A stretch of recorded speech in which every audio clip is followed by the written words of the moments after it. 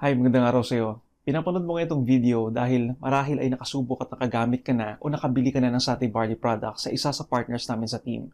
Naibahagi niya sa iyo itong video dahil nais niyang mas mapalawak pa ang kalaman mo patungkol sa features, benefits, and advantages ng Sati Barley kumpara sa ibang nutritional supplements. Ganon din ang 5 pangunahing purpose na magagawa nito sa katawan natin.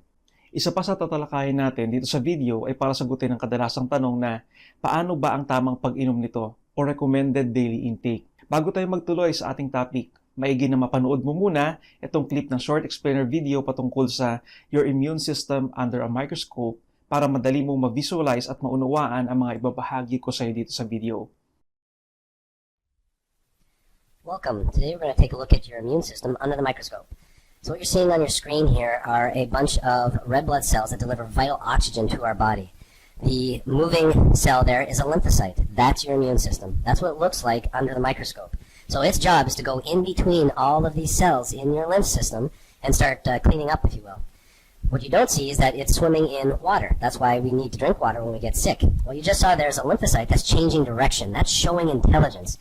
It's got a signal called chemotaxis to go clean up a mess, and that's what it is right there, cellular debris. So what you're seeing there is that lymphocyte starting to break down and clean up all that cellular debris. Just like a car that uses gas and there's exhaust, all of our cells use fuel, and then there's byproducts of metabolism. This little stick figure, that is streptococcus. That's your immune system taking care of bacteria. Look how it goes and protects you by enveloping itself around the bacteria. Now this is a picture of natural cell death. This is apoptosis. This is a cell. Just watch the edges of the cells there. It's about to die. And what a lot of people don't know is that our cells are replaced every so often. Red blood cells every 149 days. Other cells may take years, but our cells are replaced with whatever we've been eating at the time. And so it's important to know that these lymphocytes have to go in and clean up all of these cells. And we have trillions of cells. I joke around with my kids and I say, I want you guys to clean your room as well as your lymphocytes clean theirs.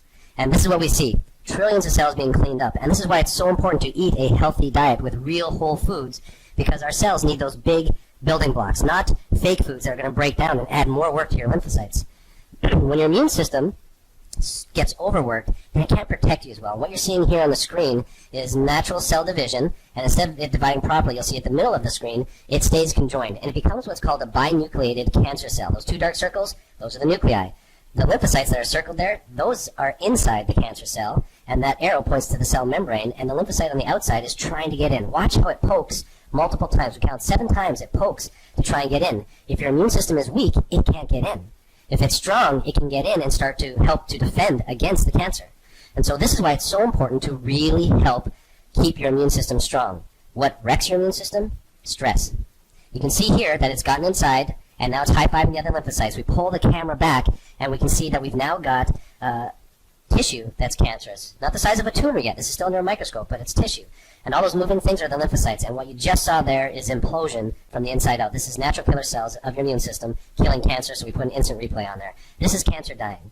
We now know that to help put our chances of not getting cancer up to the highest, we need to keep our immune system strong. And like I said, what impacts the immune system? Stress.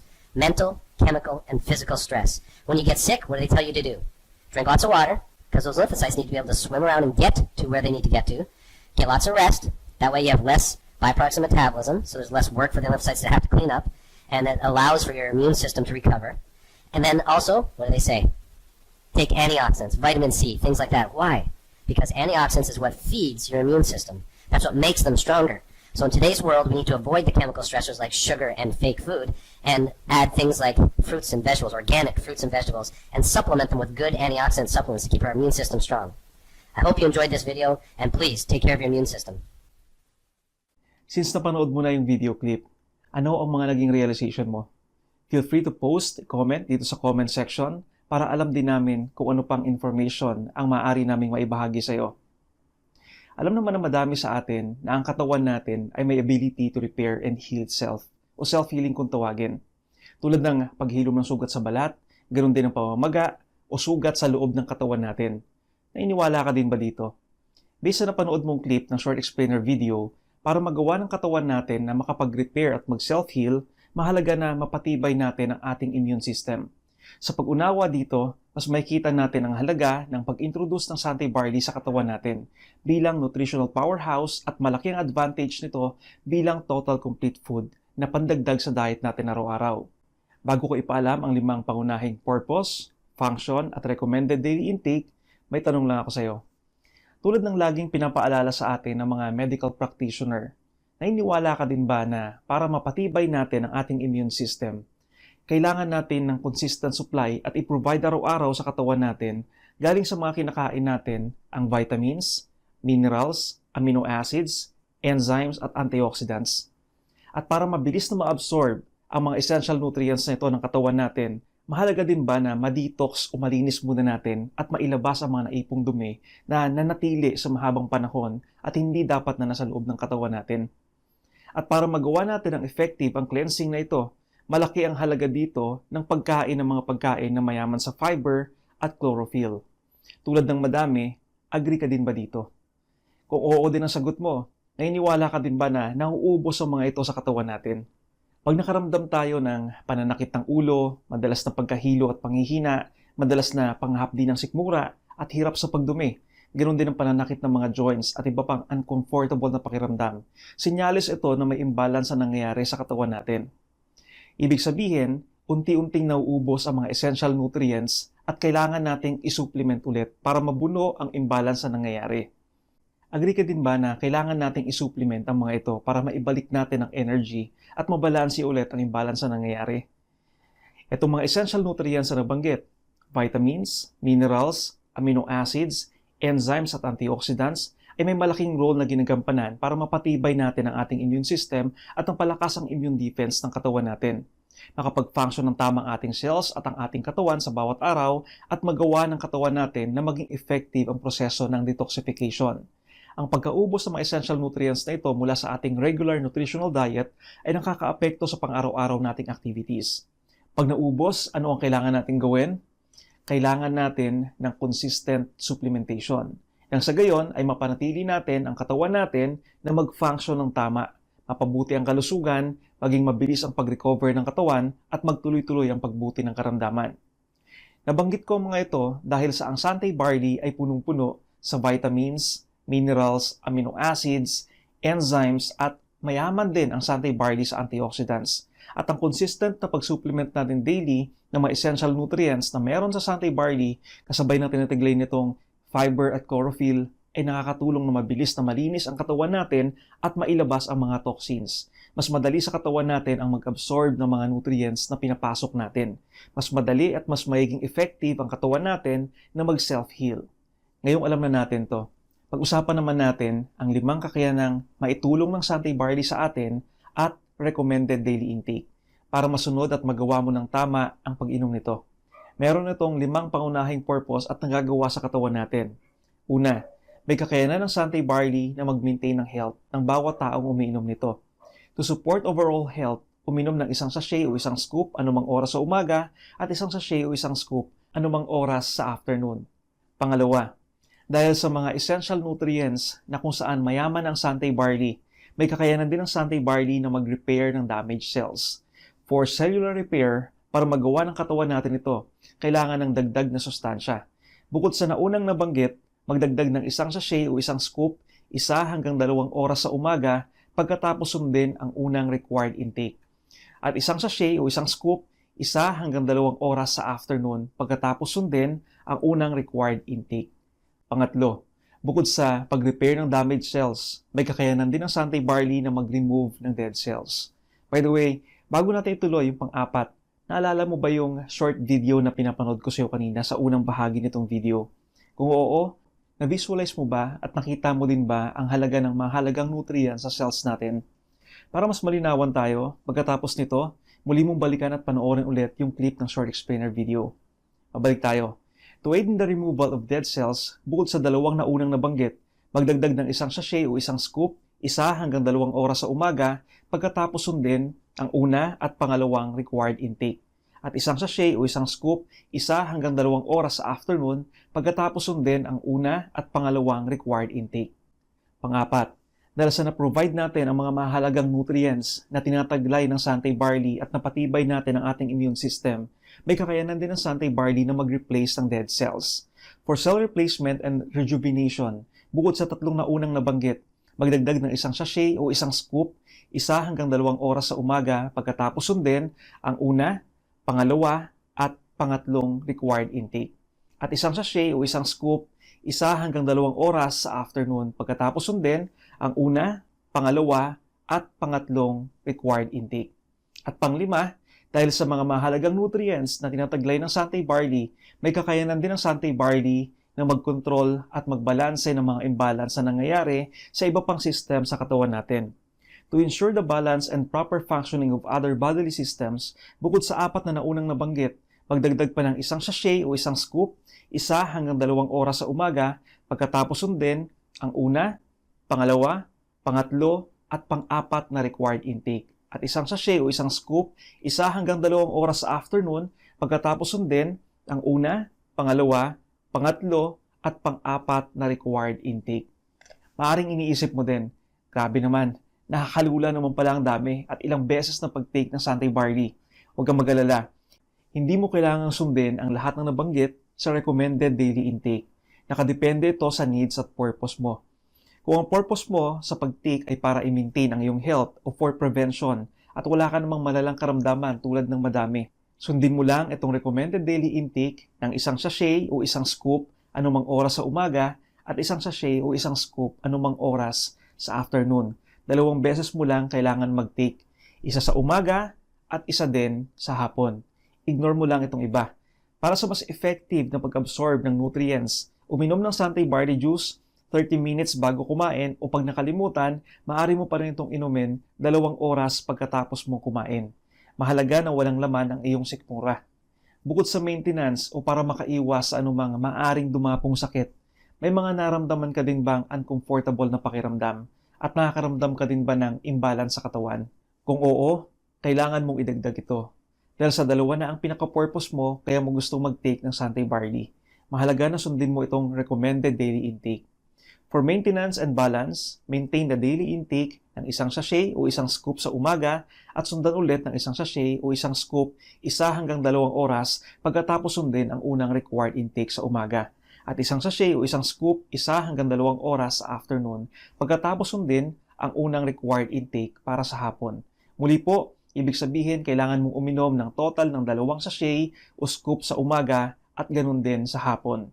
Pero kung may magtanong sa'yo na merong malalang karamdaman na dinadala sa kasalukuyan, mahalaga na sundin niya ang lahat ng ito. Bali alabas na kailangan niyang uminom sa loob ng 1 hanggang 2 oras pagkatapos ng mga naunang intake niya. Hanggang sa unti-unting bumuti ang karamdaman niya at unti-unti niya ding bawasan ang daily intake niya. Hanggang sa maging isang sachet o isang scoop na lang sa umaga at ganun din sa hapon.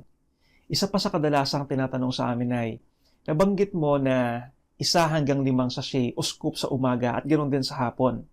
Pwede ko bang inumin ito ng sabay? Halimbawa, 2 hanggang 5 sachet o scoop sa umaga para isang inuman na lang at ganoon din sa hapon. Ang sagot, maaari naman po, pero hindi po namin nire-recommend na gawin mo yon. Hindi namin nire-recommend na uminom ka ng 2 o higit pang sachet o scoop sa isang inuman lang. Dahil yan sa ang katawan natin ay may kakayanan lang mag-absorb ng kailangang nutrients sa panahon na yon. Anumang sumobra ay itatapon lang ng katawan natin palabas sa pamamagitan ng pagkapawis, pag-ihi at pagdumi. Masayang lang at dagdag gastos lang sa atin.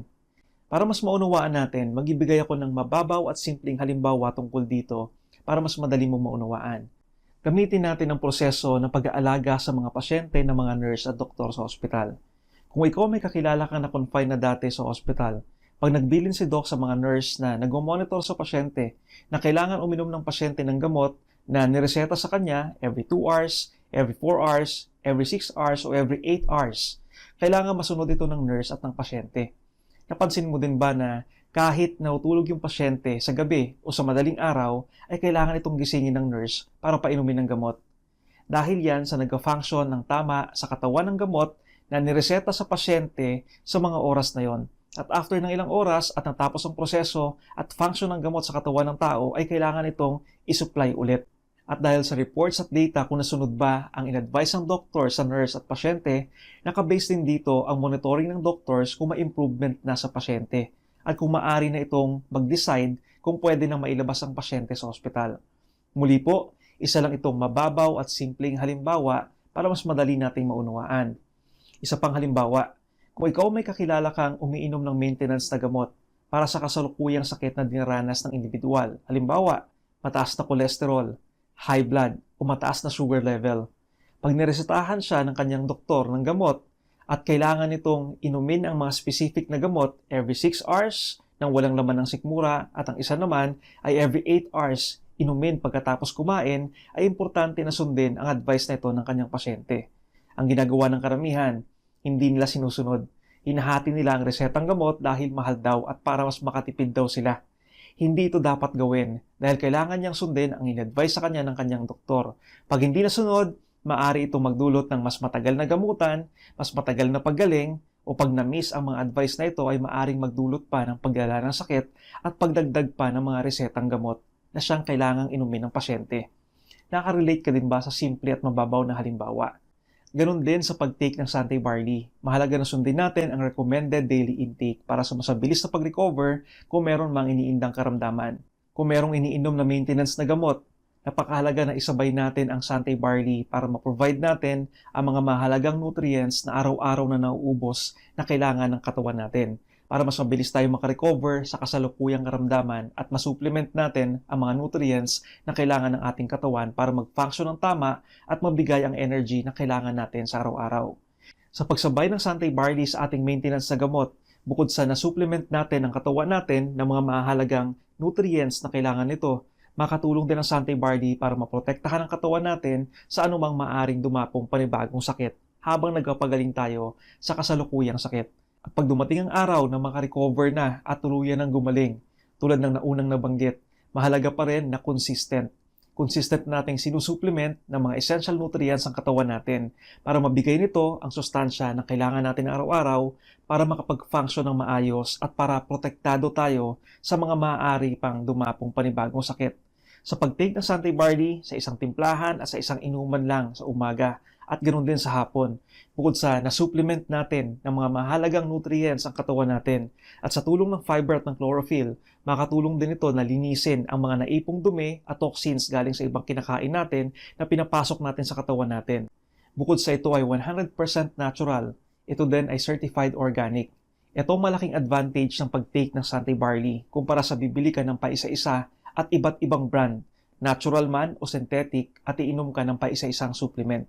Maraming salamat sa tiwala mo sa Sante Barley at sa isa sa aming partners from Diamond Makers Club. Kung sakaling meron ka pang katanungan, huwag kang magdalawang isip na magtanong sa nag-share sa'yo ng video na ito at maaari mo ding pinutin ang link na naka-attach sa description ng video na ito at ganoon din sa comment section. Malaya ka din mag-iwan ng comment mo sa comment section patungkol sa kung ano ang mga naging realizations mo. I'm Just Dorke, creator of IG Engage System and founder of Sante Diamond Makers Club. Maraming salamat sa oras mo. Hanggang sa muli, paalam pansamantala.